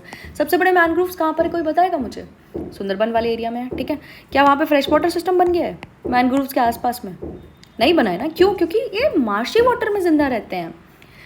Third, by withstanding tidal surges and offering biomass resources, mangrove function both as natural bioshield and livelihood base for rural communities. ये बहुत ही positive statement है, इसका कोई negation नहीं है, third only सही है। बाकी दोनों जो है वो बेसिक आपको अगर मैनग्रोव्स के बारे में पता है तो भी हो जाना चाहिए। नेक्स्ट मैं आपको एक बहुत अच्छी चीज़ दिखाती हूँ यहाँ पे, ठीक है। विजनगाम इंटरनेशनल सी पोर्ट के बारे में बात कर रहे हैं। Vizhinjam international sea port represents a structural shift in India's maritime trade. Next, by functioning exclusively as a domestic cargo hub to reduce reliance on coastal shipping and eliminate the need for foreign collaborations, है ना. हम कोई international port develop कर रहे हैं ताकि हमारे foreign collaborations हो ही ना सकें, है ना. मतलब आप अपने कॉमन सेंस, अपने दिमाग को यहाँ पर खुला रखो, ठीक है. पहली बात तो जैसे वर्ड्स जो होते हैं ना, एक्सक्लूसिवली डोमेस्टिक कार्गो हब, है ना, बाहर की शिप्स को अलाउ नहीं करेंगे, इंटरनेशनल पोर्ट पे बाहर की शिप को अलाउ नहीं करेंगे. तो फर्स्ट तो आप काट ही दो, ठीक है. अब आओ आप सेकेंड पे, primarily as a passenger cruise tourism, है ना. इंटरनेशनल सी पोर्ट बना रहे हैं हम पैसेंजर क्रूज टूरिज्म के लिए, ठीक है, और हेरिटेज शिपिंग के लिए, ताकि केरला की प्रोफाइल इंक्रीज हो सके मैरीटाइम हेरिटेज डेस्टिनेशन की तरह. इंटरनेशनल सी पोर्ट बना रहे हैं हम, और ठीक है. तो यहाँ वर्ड प्ले किया है यूपीएससी ने, बेसिक वर्ड प्ले है ये. फर्स्ट और सेकेंड दोनों स्टेटमेंट जो है वो इनकरेक्ट है, थर्ड ओनली करेक्ट है, ठीक है. बेसिक वर्ड प्ले है. नेक्स्ट क्वेश्चन अगर हम देखते हैं, हम रिवर की बात कर रहे हैं यहाँ पे, ठीक है. आप कौन सी रिवर पे जाओगे, ये ना एलिमिनेशन से हो गया था, मुझसे हो गया था एलिमिनेशन से. आप एक बार खुद करके देखना. पहली चीज़ जो है वो आपको दे रखा है कि ये एंटीसीडेंट रिवर है, ठीक है. तो एंटीसीडेंट पे आप तीसरा काट सकते हो, है ना. एंटीसीडेंट रिवर जो है वो, अच्छा मैं नहीं बताऊंगी आपको डेफिनेशन, बेसिक ज्योग्राफी जिसने पढ़ी है ना उसको पता होगा एंटीसीडेंट रिवर क्या है. ये एंटीसीडेंट रिवर है तीनों, ठीक है.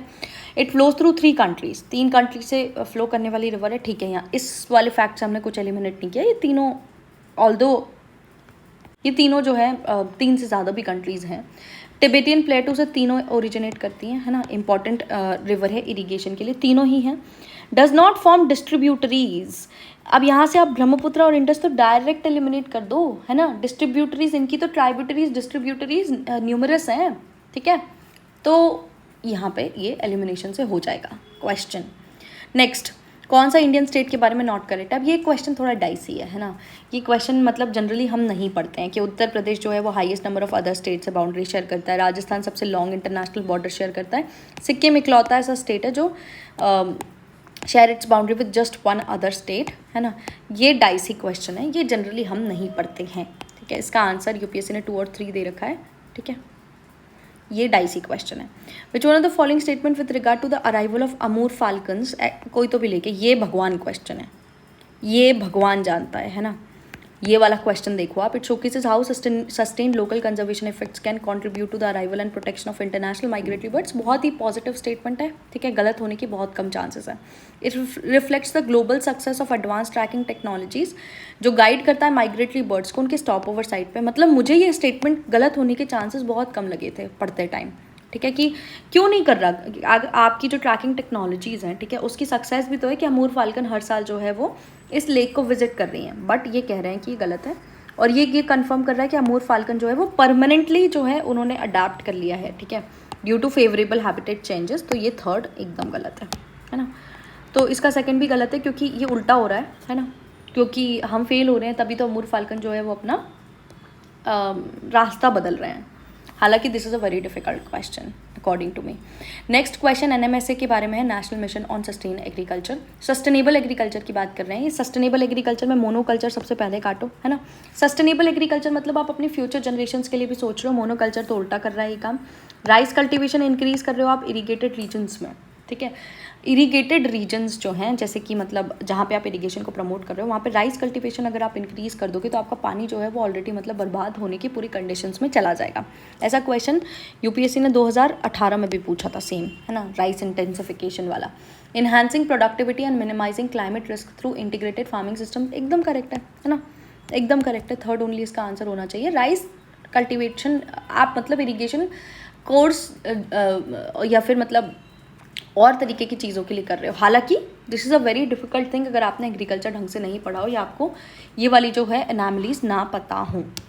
Which one of the following is oblique are the most significant implications of obtaining, कोई तो भी सर्टिफिकेशन है, of eri sale in the global textile industry. Implication कुछ भी हो सकता है ना. इम्प्लीकेशन वर्ड बोला है, ये दोनों सही हैं. इम्प्लीकेशंस को बहुत सारे होते हैं, ठीक है. अब ये क्वेश्चन जिसका गलत है, आपने इस साल करंट अफेयर्स में से कुछ भी नहीं सीखा. स्ट्रेट ऑफ हॉर्मूज जो है वो इस साल कितनी ज़्यादा इंपॉर्टेंट थी, इसकी मैपिंग तो कम से कम आपको करके जानी ही थी, है ना. सीरिया जो है वो यहाँ पे सबसे पहले कटेगा, तो सीरिया कटते के साथ ही आपके पास 2 ऑप्शंस बचते हैं. फर्स्ट आपका पक्का आएगा बहरीन, है ना, बहरीन, ओमान, यमन, ठीक है, और बहरीन से लगा के कतर, ठीक है. इजिप्ट नहीं आएगा इसमें. ओके, नेक्स्ट ठीक है. मेरे को नोट्स बनाते टाइम याद है कि मैंने ना इसको नॉट इम्पॉर्टेंट करार दिया था कि जितने सारे नोटिस होते हैं ना, इंटरपोल के जो नोटिस है, they are not very important, ठीक है। तो this is a very weird question, आप इसको मतलब छोड़ सकते हो, है ना, हम भी छोड़ के चलते हैं, ये वाले बहुत ही वियर्ड क्वेश्चन है ये, ठीक है। नेक्स्ट आपसे निरंतर पूछ रहा है national institute of research and application of natural resources to transform, adapt and build resilience, ठीक है। ये एक प्लेटफॉर्म है फॉर इंस्टीट्यूशंस अंडर कोई मिनिस्ट्री ऑफ इन्वायरमेंट। तो यहाँ पे ये बोल रहा है कि इकोसिस्टम सर्वे ऑफ एनालिसिस जो है ये इस प्लेटफॉर्म में जो है ये लीड करता है कौन सा, botanical survey of India Kolkata, ठीक है। फिर रिसर्च मैनेजमेंट कौन लीड करता है, central zoo authority new Delhi, ठीक है। फिर कैपेसिटी डेवलपमेंट सपोर्ट जो है वो कौन देता है, Indian institute of forest management Bhopal. तो बस आपको यहाँ पे एक बेसिक चीज़ देखनी है कि सेंट्रल जू अथॉरिटी जो है वो रिसर्च और मैनेजमेंट दोनों चीज़ें कैसे कर रही है, ये तो IIFSR का काम है ना, सेंट्रल जू अथॉरिटी का काम नहीं है। बस इतना सा आपको सोचना है यहाँ पर। तो इसका आंसर फिर आप लेके जा सकते हो 1 और 3 और 3 पे। उसके बाद अगर आपको गलत आता है ये तो इट्स ओके यार, है ना, इट्स ओके। 2 ऑप्शंस पर आप मतलब आ सकते हो उसमें, मैं आपको सिर्फ बता रही हूँ तरीके, ठीक है।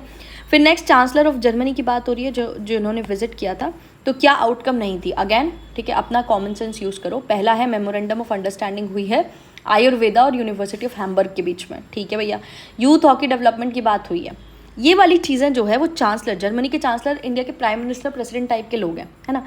ये वाली चीज़ें जो हैं ये होना, क्योंकि सारे सही नहीं है, अगर सारे सही होते तो हम तो 1 2 3 4 लगा के आ जाते, लेकिन ऐसी चीज़ें नहीं होती। आपने खुद भी न्यूज़पेपर में पढ़ा होगा, बायलैटरल डायलॉग्स होते हैं, ठीक है, पैक्ट्स होते हैं, काउंसिल ऑफ जर्मनी खुला है लखनऊ में, ऐसी चीज़ें होती है। कोई प्राइम मिनिस्टर आता है तो, है ना, आयुर्वेदिक यूनिवर्सिटीज़ और memorandum of understanding regarding youth hockey, मतलब हॉकी भी नहीं, बहुत ही स्पेसिफिकली यूथ हॉकी, ऐसी वाली चीज़ें जनरली नहीं होती हैं, ठीक है। तो इसका आंसर 3 और 4 हो जाएगा। भाई इस बार डिफेंस के जितने क्वेश्चन थे ना, मुझे समझ ही नहीं आ रहा था कि यूपीएससी क्या चाह रहा है डिफेंस से, है ना। तो ध्रुव 64 के बारे में आपको पूछा है, this is a micro processor, ठीक है, 64 डुअल कोर माइक्रो प्रोसेसर है ये, बोथ 1 और 2 करेक्ट है, जिसको पता है वही करे ये वाले क्वेश्चंस।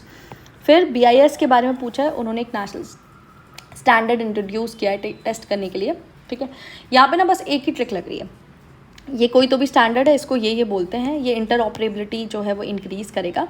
ये डेवलप करा है 3, यहाँ पे मतलब आप देखो फैक्ट्स, देखो नंबर ऑफ फैक्ट्स देखो, इसके गलत होने के बहुत ज़्यादा चांसेस है। 3 इंस्टीट्यूट्स हैं यहाँ पे, मैंने आपको सिखाया था 2 या 2 से ज़्यादा इंस्टीट्यूशंस जिस स्टेटमेंट में हो उसके गलत होने के चांसेस 90% होते हैं, है ना।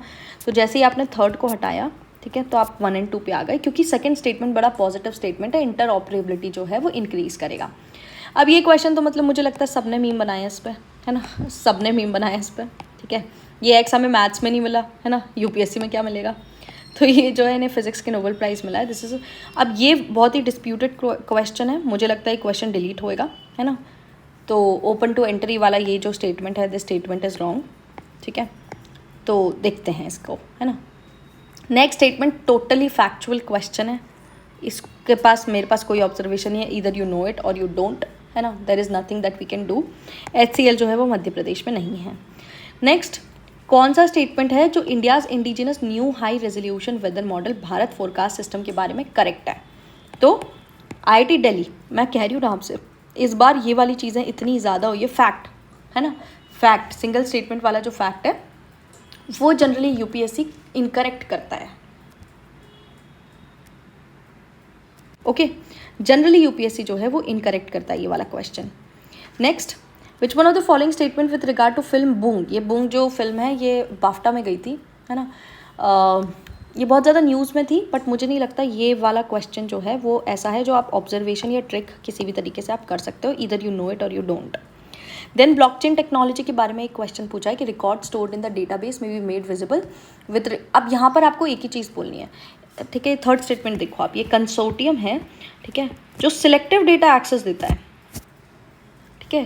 कंसोर्टियम ब्लॉकचेन है, blend of public and private blockchains allowing selective data access, ऐसा नहीं है ब्लॉकचेन में, ठीक है, इसका आंसर C होगा, ऐसा नहीं होता है, बाकी तीनों ऑप्शंस करेक्ट हैं। अब यहाँ ये बेसिक क्वेश्चन है, ई-कॉमर्स मॉडल की बात हो रही है यहाँ पे, ठीक है, where the seller has control over pricing but does not keep products in stock and instead transport custom orders, order transfer कर रहा है वो, है ना, शिपिंग ट्रांसफ़र कर रहा है यानी, ठीक है। सिंपल सी बात है, ब्लू डार्ट को दे देते हैं ना ये लोग शिपिंग के लिए, ठीक है, shipment details to a 3rd party supplier, तो ये क्या है, ड्रॉप शिपिंग है, शिपिंग को ड्रॉप कर दिया इसने, है ना। नेक्स्ट आपका 53rd क्वेश्चन जो है ये बड़ा वियर्ड क्वेश्चन है। इसी साल ये जो फाइनेंशियल इंडेक्स जो है आरबीआई का है और ये बड़ा इंपॉर्टेंट सा था इस साल, है ना। तो इसको एलिमिनेट करते जाओ। इंश्योरेंस आरबीआई क्यों दे रहा है ना। आरबीआई का काम इंश्योरेंस से रिलेटेड नहीं है, आरडा बनाई है इसके लिए हमने, है ना। नेक्स्ट स्टेटमेंट है banking access GDP contribution RBI क्यों दे रहा है, ठीक है। ये तो फिस्कल इंडेक्स का काम होगा। अब यहाँ पे दो बच गए, access usage quality, access affordability and transparency. Financial inclusion index है, ठीक है। यूसेज की बात होगी, क्वालिटी की बात होगी, ठीक है। ट्रांसपेरेंसी क्यों दे रहा है यहाँ पर ये, ठीक है। ट्रांसपेरेंसी हम करप्शन वाली चीज़ों से रिलेटेड देखते हैं ना। पिछले 2 सालों से ओएनडीसी, ठीक है, 2024 से ओएनडीसी बहुत ज़्यादा इंपॉर्टेंट है ना। Open network for digital commerce initiative है ये क्या करा है हमने, ई कॉमर्स प्लेटफॉर्म्स के डोमिनेंस को जो है वो तोड़ने के लिए बनाया है इसको, क्योंकि इंटरऑपरेबिलिटी है इसकी वेरियस नेटवर्क्स में। ओएनडीसी के बारे में आपको पता होना चाहिए। वैसे ही इस बार बड़े कम क्वेश्चन आए हैं यार इकोनॉमी के। यूपीआई और डिजिटल रुपी पिछले 4 साल से प्रोबेबल क्वेश्चन था ये कि यूपीआई और डिजिटल रुपी में क्या मतलब फ़र्क है, इसके बारे में क्या नॉट करेक्ट पूछा हो तो आपसे क्या फ़र्क है, ये वाली चीज़ें भी बहुत मैंने देखी थी। तो यहाँ पे तीनों स्टेटमेंट सही है कि यूपीआई रियल टाइम पेमेंट होता है, डिजिटल रुपी जो है वो सोवरीन पेपर करेंसी है, ठीक है। यूपीआई जो है वो सेटलमेंट के लिए यूज़ होता है। इसका ना डी गलत है कि liability lies with the users in their respective banks, नहीं, है ना, बिल्कुल नहीं, ठीक है। लाइबिलिटी जो है वो यूपीआई की जो है वो रिस्पेक्टिव बैंक से होगी। डिजिटल रुपी तो बिल्कुल रुपी जैसा ही है ना। और रुपी की लाइबिलिटी किसकी होती है, तो सरकार की होती है, आरबीआई की होती है ना। मैं धारक को वचन देता हूँ, ठीक है, वो वाली चीज़ है।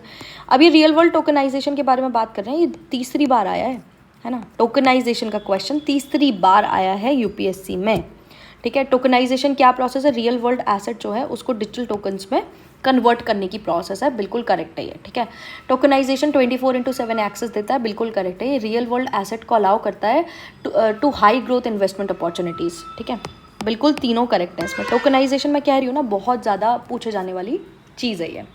नेक्स्ट क्या है, अब ये एक ऐसा बॉन्ड है जिसकी प्रोसीड्स यूज़ की जाएंगी for financing and refinancing, a combination of both environmental and social project. कौन सा बैठ रहा है यहाँ पे, है ना, बस सस्टेनेबिलिटी बॉन्ड बैठ रहा है। एमएसएमई के बारे में बात की जा रही है कि इसकी फाइनेंसिंग के बारे में क्या करेक्ट है। कोलैटरल बेस्ड लोन्स हम एमएसएमई को नहीं देते हैं, ठीक है। इनको हम मतलब प्रोटेक्ट या प्रमोट करने की कोशिश कर रहे हैं, इनको हम कोलैटरल बेस्ड लोन्स क्यों देंगे, ठीक है, कोई मतलब यहाँ पे लॉजिक बन रहा है, ठीक है। तो बाकी 2 स्टेटमेंट्स सही हैं, फर्स्ट जो है वो गलत है। क्राउडिंग आउट इफेक्ट क्या होता है, मैंने ये पढ़ाया भी आपको, ठीक है। क्राउडिंग आउट इफेक्ट का मतलब होता है कि गवर्नमेंट जो है वो अपनी बैंक रेट इंक्रीज़ कर लेती है, अपनी बोरोइंग रेट इंक्रीज़ कर लेती है, जिसकी वजह से क्या होता है, लोग जो है वो लोन नहीं ले पाते हैं, ठीक है। Government borrowing leads to high interest rate and जिसकी वजह से क्या होता है, प्राइवेट इन्वेस्टमेंट रिड्यूस हो जाता है, ठीक है, क्योंकि लोगों के पास पैसा ही नहीं बचता है ना, लोन नहीं ले सकते वो। रेयर अर्थ एलिमेंट और क्रिटिकल मिनरल्स के बारे में बात हो रही है अगले क्वेश्चन में कि अब यहाँ पे फैक्ट है ये देखो, सेकंड वाला, China has the highest share. इस साल जितनी ये वाली ट्रिक लगी है ना, जहाँ पे फैक्ट दे रहा है यूपीएससी, वो फैक्ट गलत होने के चांसेस 99% होते हैं। ये स्टेटमेंट गलत है, ये स्टेटमेंट गलत है तो 1 to 4 गलत हो गया। अब गवर्नमेंट ऑफ इंडिया, ठीक है, अगेन एक और फैक्ट है यहाँ पे, rare earth elements are a set of 13 metallic minerals elements, sorry, है ना, ये भी गलत है, ठीक है, दिस इज ऑल्सो रॉन्ग, है ना। तो अब आप आ जाओ इस पर, 1 and 3 सही है इसका आंसर, है ना। जिसका भी ये पेपर है उसके बहुत सारे सही हैं। फिर इंश्योरेंस इन एविएशन सेक्टर है, ठीक है। अब यहाँ पे आप ये वाला स्टेटमेंट देखो, इंश्योरेंस इन एविएशन सेक्टर वाला, ये मेरा गलत होता अगर मैं इस साल पेपर देती तो ये वाला पक्का गलत करके आती मैं, क्योंकि मुझे ये बहुत एक्सट्रीम दिख रहा है कि ये जो है ये body engine on board equipment सबको इंश्योर कर रहा है। मतलब ये क्यों दे रहे हो तुम, इतना सारा क्यों दे रहे हो तुम, क्यों एक्सप्लेन करने की कोशिश कर रहे हो। हालांकि इसका दोनों सही है, तो ऐसा नहीं है ट्रिक जो है वो 100% फुल प्रूफ होती है, लेकिन 99% तो आपको सही दे ही रही हैं। अगेन क्राउड फंडिंग की बात की, क्राउड फंडिंग का मतलब क्या होता है कि मल्टीपल इन्वेस्टर्स होते हैं इसमें, ठीक है। वेब बेस्ड प्लेटफॉर्म होता है। स्मॉल एंड मीडियम एंटरप्राइजेस जो हैं वो क्राउड फंडिंग की वजह से फंड्स रेज कर पा रही हैं लोअर कॉस्ट ऑफ कैपिटल में, दोनों सही हैं, कोई दिक्कत नहीं। क्राउड फंडिंग का मतलब यही होता है ना। ये कमिटीज़ हैं, ये ना बहुत टाइम से पूछी नहीं गई थी, पहले पूछी जाती थी ये। तो आर एन मल्होत्रा कमेटी जो है वो इंश्योरेंस से रिलेटेड कमेटी है, comprehensive insurance sector. Urjit Patel committee RBI की कमेटी है, ठीक है, road map for reforming the housing sector. और मालेगांव कमेटी जो है ये भी आरबीआई की कमेटी है, माइक्रो फाइनेंस से है। एलसी गुप्ता कमेटी जो है ये सेबी की कमेटी नहीं है, ठीक है, तो इसका 134 सही था। ये बहुत पुराने टाइप के क्वेश्चन है यार, है ना, तो आप अपने आप को बहुत ज़्यादा बीट मत करना अगर आपसे नहीं बने। पर मैं आपको ये बताने की कोशिश कर रही हूँ कि कौन से क्वेश्चंस जो हैं वो नहीं बन रहे थे और आपको छोड़ के आने थे सीधे सीधे। ठीक है, NBFCs, ये तो आपका नॉलेज बेस्ड क्वेश्चन है। NBFCs can not accept demand deposits, correct. और जो डिपॉजिट इंश्योरेंस फैसिलिटी होती है ना हमारी, वो भी NBFCs को अवेलेबल नहीं होती है। तो ये 1 और 4 करेक्ट हो जाएगा। सारे NBFCs ऑपरेट करते हैं इंडिया में, वो रजिस्टर करने पड़ते हैं RBI को, इनकरेक्ट है ये। NBFC जो है वो पेमेंट और सेटलमेंट सिस्टम का पार्ट होता है, नहीं, क्योंकि अगर वो पेमेंट और सेटलमेंट सिस्टम का पार्ट होता तो वो ये पक्का डिपॉजिट इंश्योरेंस फैसिलिटी को जो है अवेल कर पाता, लेकिन वो क्योंकि पेमेंट सेटलमेंट सिस्टम का पार्ट नहीं होता है, इसी वजह से वो डिपॉजिट इंश्योरेंस फैसिलिटी को अवेल नहीं कर पाते हैं। ठीक है, फिर MPI पूछा इसमें, मल्टी डायमेंशनल पॉवर्टी इंडेक्स। तो ये आपको पता होना चाहिए था कि मैटरनल हेल्थ और बैंक अकाउंट, यही जो है वो नीति आयोग का जो MPI है और UNDP का जो मतलब मल्टी डायमेंशनल पॉवर्टी इंडेक्स है, उसको डिफ्रेंशिएट करता है ना। ये कॉमन नहीं है, ये डिफ्रेंशिएटिंग फैक्टर है। तो यहाँ पे 1 और 2 तो सही है, लेकिन 3rd सही नहीं है। ठीक है, this is the only difference between them. Next question अगर हम देखें, जेनेटिक मेडिसिन के बारे में दे रखा है ना, तो यहाँ पर अगर एक ही चीज़ नोटिस करो, genetic medicine alter the entire DNA sequence. अगर हमारा सारा DNA सीक्वेंस ऑल्टर हो जाएगा, एक्समैन और ये वाली चीज़ें, वुल्वरीन की रियलिटी हो जाएगी भाई, मतलब वैसी तो नहीं होगी बट बहुत सुपर ह्यूमन टाइप चीज़ें हो जाएंगी। तो 3rd पक्का गलत है। 3rd के गलत होते के साथ ही आप 2nd देखो, engineered virus and lipid nano particles are used as carriers for genetic medicine. ये बड़ा पॉजिटिव स्टेटमेंट है, ये गलत नहीं हो सकता है। Which one of the following statement are regarding large language models used in machine learning, ये इसके बारे में क्या क्या करेक्ट है। ठीक है, तो 3rd देखो आप, ये अनबायस्ड आउटपुट्स प्रोड्यूस करता है। अरे भाई ChatGPT तक रेसिस्ट है, सेक्सिस्ट है, मिसोजिनिस्ट है, क्योंकि बनाया तो इंसानों ने ही है ना, डेटा खाता है वो तो। आप अगर उसको गलत डेटा दे रहे हो तो ऑफकोर्स वो गलत करेगा ना, है ना। अब ये बड़ा वियर्ड क्वेश्चन है। ठीक है, ईदर यू नो इट और यू डोंट। इसका जो मेटा मटेरियल्स जो हैं वो स्कैटरिंग इंक्रीज नहीं करते हैं, डिक्रीज करते हैं। ठीक है, एक पर्टिकुलर फोकस में लेके आते हैं। स्टेल्थ टेक्नोलॉजी का मतलब यही होता है। ठीक है, तो इसका आंसर 1 और 2 है। फिर ब्लैक बॉक्सेस आपको याद होगा, अहमदाबाद की ट्रेजेडी याद होगी आपको, और ब्लैक बॉक्स याद होगा आपको। वहाँ पर बहुत ज़्यादा न्यूज़ में था ये वाला ब्लैक बॉक्स। तो ये beacon of red emitting light carry करता है, करेक्ट। ये रिकॉर्ड करता है कॉकपिट वॉइस। अच्छा, ये रेड नहीं है ना, रेड लाइट पल्सेस नहीं है ये इस वजह से रॉन्ग है। अच्छा, ओह, मैं तो इसको 1 2 और 3 करके आती। और ये जो बंदा है जिसका पेपर है, या जो भी इंसान है, इसने भी 1 2 3 किया था। अब यहाँ पे दिस इज़ अ वेरी बहुत ज़्यादा सब्जेक्टिव है ये, है ना। ग्रीन हाइड्रोजन के बारे में बात कर रहे हैं। Decarbonised hydrogen obtained from natural gas reforming combined with carbon capture and storage. अगर आपको बेसिक भी पता हो ना ये वाली चीज़, ठीक है, बेसिक पता हो आपको, तो भी आप ये मान जाओगे यहाँ पे कि कार्बन कैप्चर एंड स्टोरेज जो है वो ग्रीन हाइड्रोजन नहीं है ना। कार्बन कैप्चर और स्टोरेज डीकार्बोनाइज्ड कार्बन से नहीं बनता है। ये किससे बनता है? इलेक्ट्रोलिसिस ऑफ वाटर से बनता है ग्रीन हाइड्रोजन। और नेशनल ग्रीन हाइड्रोजन मिशन जो है, इसके ये जो है व्हाट टू से मिशंस हैं, ठीक है, 50 MMT of annual green house gas. तो यहाँ पे अगर आपको फर्स्ट गलत पता हो ना, तो फिर आप मतलब इसके आंसर तक आ सकते हो। ठीक है, हालांकि मैं 3rd गलत कर देती क्योंकि यहाँ पे फैक्ट्स दे रखे थे, है ना। तो ऑफकोर्स मतलब डेटा कभी कभी आपको दिक्कत भी देगा, लेकिन मेजॉरिटी उसमें आपको जो है वो हमेशा मतलब फ़ायदा करेगा ये। फिर इन स्पेस के बारे में पूछा, ये एक ऑटोनमस एजेंसी है form to facilitate participation of private entities. तो ये ऑटोनमस नहीं है, बाकी सब सही है ना। इन स्पेस के बारे में बाकी सब सही है, बाकी आई डोंट नो। ठीक है, बाकी की वी कांट टेक गारंटी। फिर डोन स्वार्म्स के बारे में बात कर रहे हैं। ये कोई तो भी बैंड फ्रीक्वेंसी यूज़ करते हैं। ठीक है, अगेन एक स्पेसिफिक फैक्ट है, मैं इसको काट देती, है ना। इसको काटने के साथ ही मेरे पास आंसर आ जाता। ठीक है, बहुत ही स्पेसिफिक फैक्ट यूज़ कर रहे हैं। बाकी दोनों बड़ी पॉजिटिव स्टेटमेंट है कि इंडिविजुअल ड्रोन्स जो हैं वो कम्युनिकेट कर सकते हैं दूसरे से। GPS स्पूफिंग को हम काउंटर कर सकते हैं ड्रोन स्वार्म अटैक से, बहुत ज़्यादा ड्रोन्स आ जाएँ जब। फिर जीनोम इंडिया प्रोजेक्ट के बारे में बात की है कि ये ह्यूमन जीनोम प्रोजेक्ट का पार्ट था, नहीं, है ना। जीनोम इंडिया हमारा खुद का था। ह्यूमन जीनोम प्रोजेक्ट जो है ये अलग प्रोजेक्ट है जिसमें बहुत सारे मतलब कंट्रीज़ भी हैं। Project funded by department of biotechnology and government of India. Its primary aim is to build catalogue of genetic diversity in the Indian population. 3rd एकदम सही है ना। 3rd में कोई दिक्कत नहीं है, 3rd में कोई दिक्कत है ही नहीं। तो यहाँ पे फिर आप सोचो कि आपको क्या मतलब हटाना है। ठीक है, फंडिंग हटानी है, क्योंकि यहाँ पर भी एक डिपार्टमेंट की बात की है। हालांकि मैं मिनिस्ट्री काट देती हूँ, डिपार्टमेंट पे you have to be very careful, है ना। मिनिस्ट्री तो आप काट सकते हो, मिनिस्ट्रीज हमेशा यूपीएससी जो है वो गलत देता है। ओके, नेक्स्ट क्वेश्चन पे चलते हैं। इसका आंसर 2 और 3 है। नेशनल क्वांटम मिशन के बारे में बात की गई है नेक्स्ट क्वेश्चन में। नेशनल क्वांटम मिशन जो है, यहाँ पे एक फैक्ट दे रखा है ना, 52,000 क्यूबिट्स, ठीक है। और इम्प्लीमेंटेशन दे रखी है थीमेटिक हब्स और कोई तो भी रिसर्च डेवलपमेंट इंस्टीट्यूशंस करती है। इसका आंसर दोनों सही है ना। इंडियन डीप ओशन मिशन, ये आपका गलत हो सकता था फैक्ट वाले उससे डेटा से, ठीक है, पर ओवरऑल आप हमेशा पॉजिटिव में जाओगे। अब यहाँ पर एक बहुत ही सिंपल सी, बहुत ही ईजी वाली ट्रिक लग रही है। मिनिस्ट्री गलत होती है ना, फर्स्ट को काटो, आंसर आ जाएगा। मिनिस्ट्रीज गलत होती है, ठीक है। Move on. एथिक्स के क्वेश्चन के लिए हमने अलग से शॉर्ट्स बनाए हैं, है ना। एथिक्स के क्वेश्चन जो है, ऑल्दो ये इजी क्वेश्चंस थे if you have kept your cool, ये जो बाकी क्वेश्चंस थे वहाँ पर उससे इजी क्वेश्चन थे ये तीनों, ठीक है।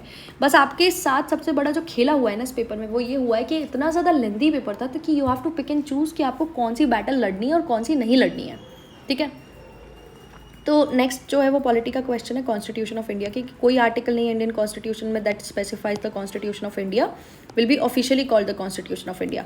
कोई आर्टिकल नहीं है जो ये एक्ट को स्पेसिफाई कर सकता है, कोई आर्टिकल नहीं है जो 26 जनवरी को मेंशन करता है। यहाँ पे कोई भी मतलब स्टेटमेंट जो है वो करेक्ट नहीं है, ठीक है। कंक्लूजन्स कोई भी करेक्ट नहीं बैठते हैं, है ना। मतलब यहाँ पर वो वाली चीज़ है कि यू डोंट हैव टू। अच्छा, ये वाला क्वेश्चन थोड़ा सा डिस्प्यूटेड है ना। इस वाले क्वेश्चन को हम जब ये डिस्प्यूट करेक्ट हो जाएगा उसमें आ जाएंगे, ठीक है, जब हम केस लगा देंगे उसके बाद। नेक्स्ट बहुत ही सिंपल सा शेड्यूल ट्राइब्स का क्वेश्चन है। 5th शेड्यूल में नहीं आते हैं ये, ठीक है। 5th शेड्यूल में कौन से स्टेट्स आते हैं? 10 स्टेट्स आते हैं, ठीक है। फिर some tribes are entitled to exemption from paying income tax, ठीक है, बिल्कुल सही है। सम ट्राइब्स आर एंटाइटल्ड, है ना। क्यों नहीं होंगे भाई, बहुत ज़्यादा बैकवर्ड ट्राइब्स जो होते हैं उनसे टैक्स लोगे क्या। Constitution of India provides for reservation of seats, बिल्कुल सही है ये, ठीक है। तो यहाँ पे 2 स्टेटमेंट सही हैं। Consider the following statement with respect two questions. Unstarred और स्टार्ट क्वेश्चंस के बीच का क्वेश्चन है ये वाला, तो बेसिक यार आपके नॉलेज का क्वेश्चन है, यहाँ पे कोई आपकी हेल्प नहीं कर सकता अगर आप गलत करके आए हो तो, है ना। उसके बाद नेक्स्ट है, नेक्स्ट भी बड़ा इंटरेस्टिंग आपका नॉलेज वाला क्वेश्चन है, ठीक है। ये बिल्कुल बेसिक लक्ष्मीकांत में दे रखा है, ठीक है, कि members of the committee are elected from both the houses of the parliament. The chairman of this committee is appointed by the chairman of Rajya Sabha. नहीं, स्पीकर ऑफ लोकसभा करता है हर कमेटी के मतलब चेयरपर्सन को appoint. 20 members are elected from Rajya Sabha, 10 members from Lok Sabha. Incorrect. No minister except for the union minister of social justice. नहीं भाई, कोई भी मिनिस्टर इसका मतलब मेंबर नहीं हो सकता है, कोई भी कमेटी का नहीं हो सकता, इसी का नहीं, है ना। तो यहाँ पे भी कोई करेक्ट स्टेटमेंट नहीं है। Members are elected for a fix term, नहीं, है ना, 1 साल के लिए होता है, ये 2 साल के लिए नहीं होता, पहली बात तो। फिर मिशन सुदर्शन चक्र के बारे में बात कर रहे हैं, ठीक है। तो यहाँ पर मतलब सब पॉजिटिव स्टेटमेंट है, ठीक है। हालांकि 2035 दे रखा है, बट सब पॉजिटिव स्टेटमेंट है, तीनों सही हैं। फिर रिवर ब्रिजेस के बारे में बात करें, नेबरिंग कंट्रीज में बहुत ज़्यादा न्यूज़ में था यार ये तो, ठीक है। मैत्री सेतु बहुत ज़्यादा न्यूज़ में है, ठीक है। झूला घाट ब्रिज बहुत ज़्यादा न्यूज़ में है, उल्टा कर दिया इसको, है ना। तो थर्ड ओनली करेक्ट है कि मेची ब्रिज जो है वो नेपाल में जा रहे हैं हम, ठीक है। ये तो करंट अफेयर्स वाला है, 2 साल से ये। अब ये 0 FIR वाला क्वेश्चन बहुत ज़्यादा मतलब उसमें आ रहा है। हालांकि मुझे लगता है यूपीएससी ने इसका आंसर करेक्ट दिया है। 0 FIR जो है इसमें टेरिटोरियल जुरिस्डिक्शन के आउटसाइड पुलिस स्टेशन जो है इसमें लॉन्च की जा सकती है कंप्लेंट। ये यहाँ पे झोल है ये cognizable and non cognizable offence वाला, ठीक है। लेकिन let's wait for the clarification, but झोल यहाँ पर है, ठीक है।